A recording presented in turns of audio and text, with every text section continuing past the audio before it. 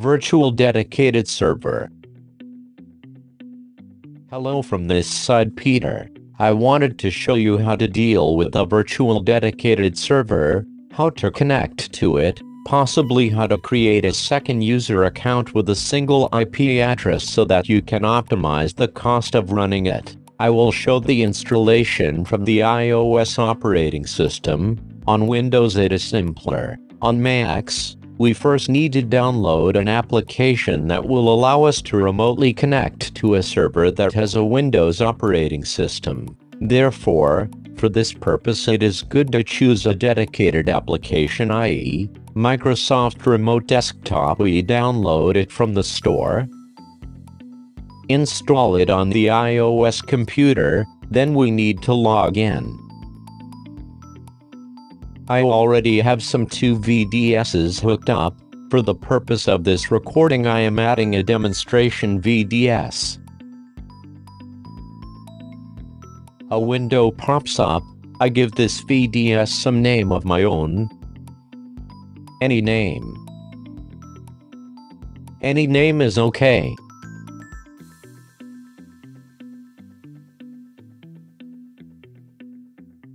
Under PC name I have to give the IP address of the virtual machine. I received an email from the server provider, and in this email there is such a table with information. There is a lot of different information there. We are interested in IP address,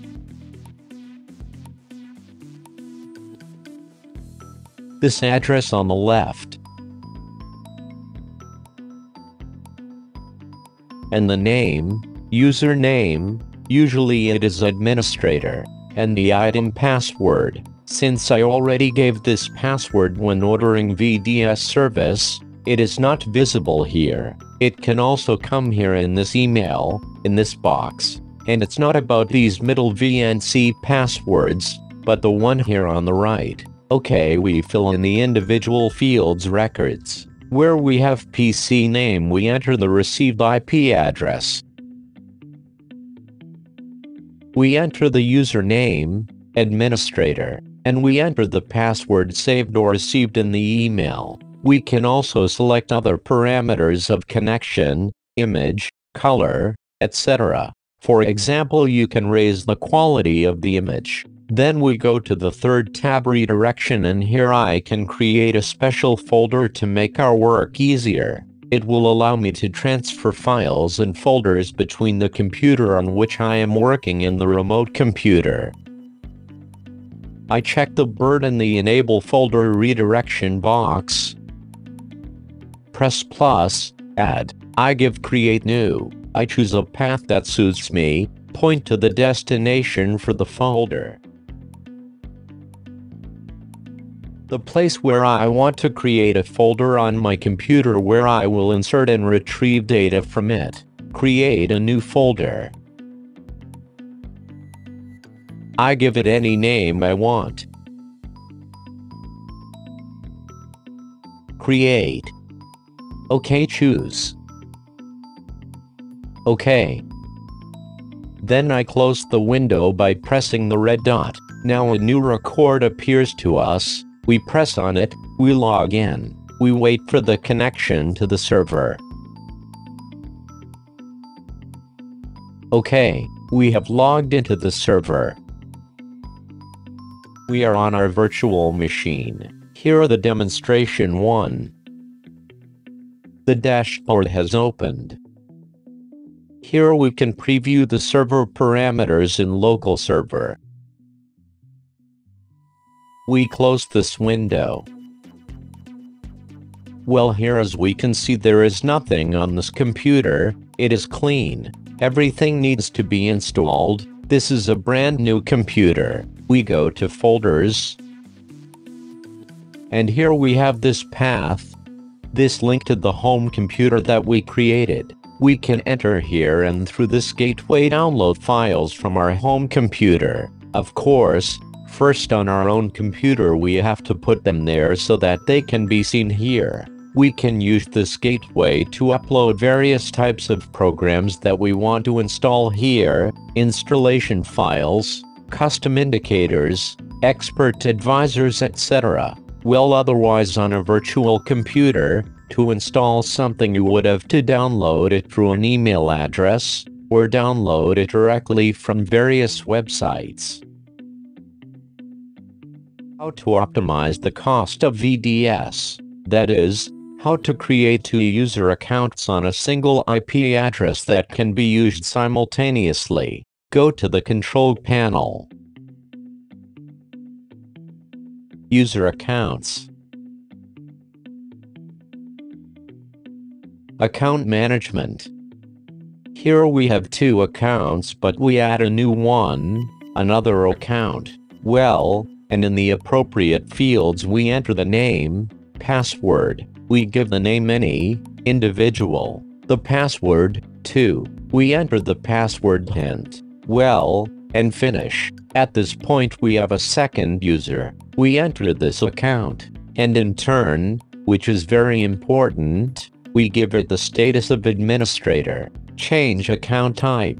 The account must be an administrator status. This is important, because without giving administrator status, the gateway will not want to connect to this second user account. Closing. And now another important thing. We reset the virtual machine. That is, on VDS, VPS we never close it. If we shut it down, then, depending on which provider we use, we would either have to write to the administrator of the virtual machine service to turn it back on, or from some control panel we ourselves would have to remotely start it via the website server providers. There is a lot of hassle with this. It takes a lot of time. Therefore, it is better to keep this in mind and not shut down the virtual machine, just restart it. Okay, now in order to log into the second account, well, we simply have to create a link to the gateway on this or any other personal computer. Okay, I will show you how to do this from the same computer, but as I say, this link will normally be created from the computer of the second VDS user. That is, at the same time, two users from two different PCs can log into the VDS with one IP address. Okay, we fill in the records. All name, same IP address. Username, this is the username I gave for the second account. Password is also the one we gave when creating the second user account.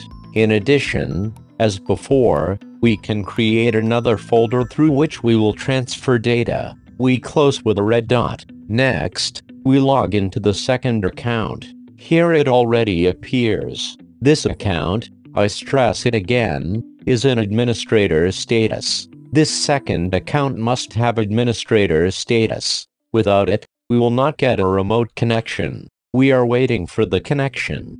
Okay, and here we are. Well, it is not visually different for now. We don't have any wallpaper set. You can of course set yourself a desktop background. We will go to the control panel. User accounts. Well, and we can see we are user 2, so that way we can optimize the cost of the virtual machine by splitting it in our own private way between two users. In the control panel, you can simply lower the security levels to make it easier to install programs. That is, go to System and Security. Change user account, control settings.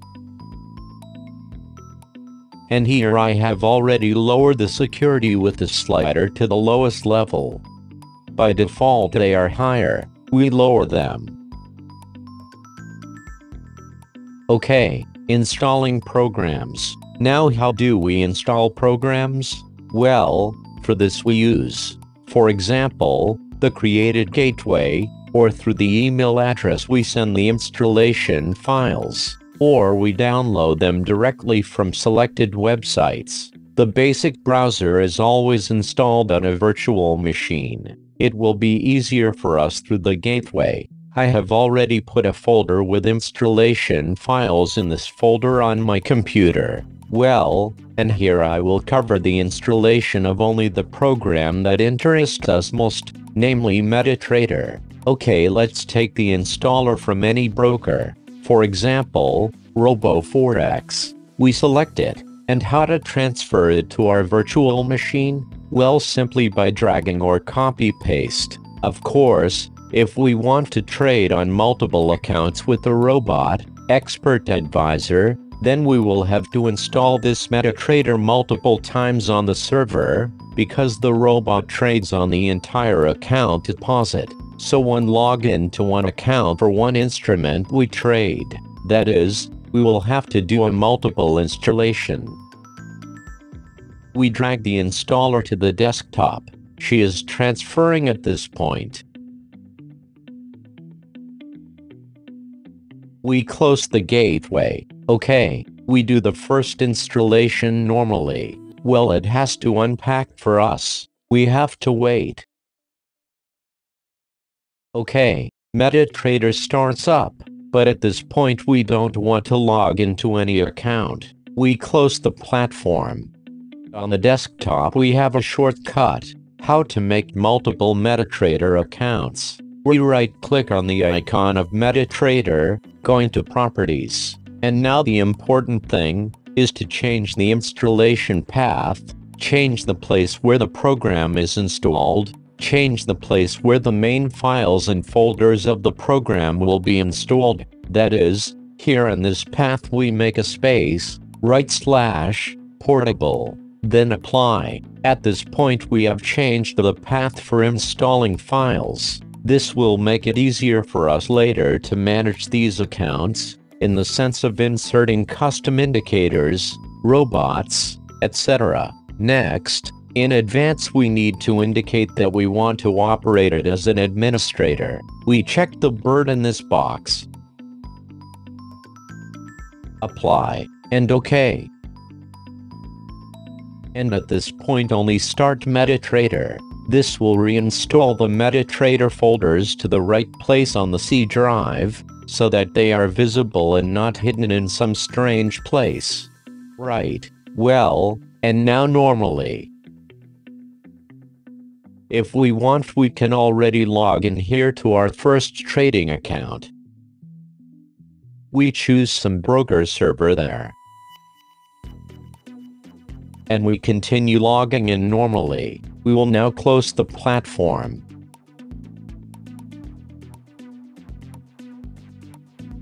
I will now show how to make more MetaTrader accounts. To do this, we go to the C drive, Programs 86, and at this point we see here the installed folders from MetaTrader. Thanks to this procedure that we did before, these folders are now in this place. We copy this folder as many times as we want to have MetaTrader accounts. Copy-paste.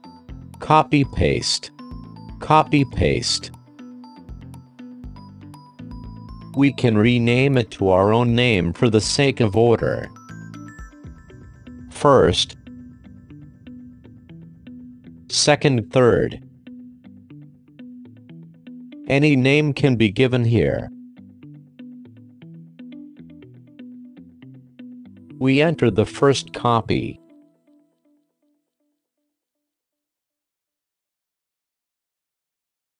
And here we now have the main folders of the program.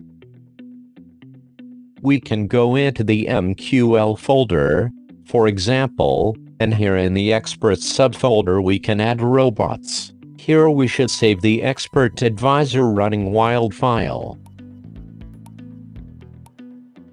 Next we have a folder with indicators. Here we insert custom indicators, for example Ichimoku waves meter. Here we have presets, where we can insert saved configurations for a robot or an indicator. Likewise, here is the templates folder. We can insert a saved template there. Okay, getting to the point. An important element is the terminal application. Here there are two records named terminal. One of them is Icon. He is not of interest to us. We are interested in the other one. We click on it with the right mouse button and create a shortcut. We move this shortcut to the desktop. We can give it our own arbitrary name. We do not launch it. This is important. Next, we go to the next copy of MetaTrader. We create another shortcut for the terminal application. We give it an individual name.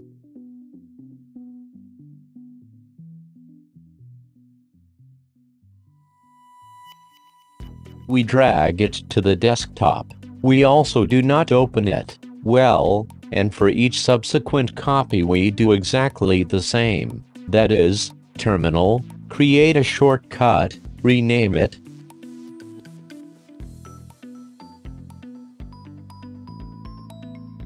move it to the desktop.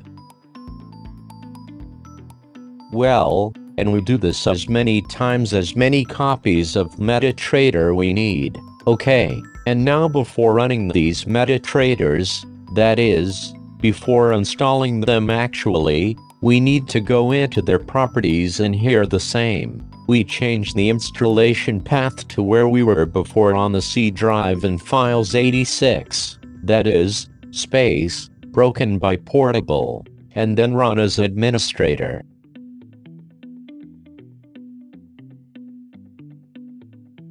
Apply, OK. In the next one the same. We do not run. We change the installation path, space, broken by portable, later advanced, run as administrator. Apply, OK. And the same with the next one.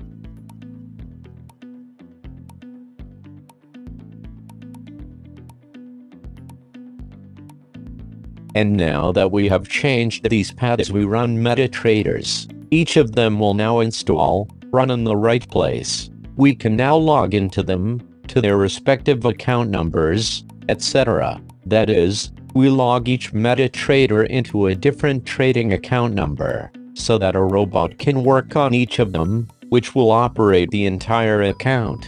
That is, the method of management using tokens, which we discuss in detail in the documentation of our expert advisor running Wild Robot. And now what I showed earlier, C drive, files 86, here we have the MetaTrader folders available. And here now we can go into each of them appropriate subfolders and paste here expert advisor running Wild.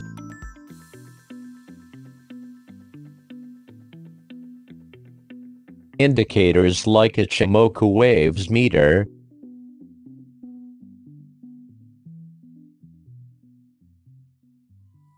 well, and template. At this point, these folders files are available and you can do something with it.